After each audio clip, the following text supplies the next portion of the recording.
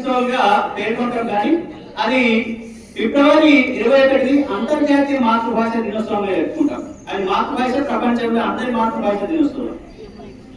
ఇంకొకటి ఆగస్టు 29 ఇడుగు రామ్మూర్తి పంతులు గారిది. ఆయన వ్యవహారిక భాష ఉద్యమ పితామహుడు కాబట్టి ఆయన జయంతిని కూడా మనము అంతకుముందు ఉమ్మడి ఆంధ్రప్రదేశ్ ఉన్నప్పుడు తెలుగు భాష దినోత్సవంగా జరుపుకునేది, ఇప్పుడు కూడా జరుపుకుంటున్నాం కూడా. మరి ఆయన వ్యవహారిక భాష ఉద్యమ పితామహుడిగా ఆయన జయంతిని ఎందుకు తెలుగు భాష దినోత్సవంగా జరుపుకోవాల్సి వచ్చింది అంటే, అంతకుముందు ఇప్పుడు చదువుకునే సరళమైన వ్యవహారికంలో పుస్తకాలు ఏమి లేవు. మనము ప్రాకృత భాషలోనే పరీక్షలు కూడా ఉండేవి.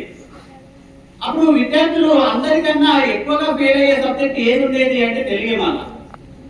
మరి మనం తెలుగుదేశంలో ఉన్నాం, తెలంగాణ రాష్ట్రంలో ఉన్నాం, తెలుగు భాష మాట్లాడుతున్నాం. మన అందరిది కూడా వ్యవహారిక భాష తెలుగు అయినప్పటికీ మరి అందరు తెలుగులో ఎందుకు ఫెయిల్ అవుతున్నారు అనే క్వశ్చన్ వేసినప్పుడు, మనము చదువుకునేది రాసేది పుస్తకాల్లో ఉండేది ప్రాకృత వ్యవహారిక శైలిలో ఉండేది.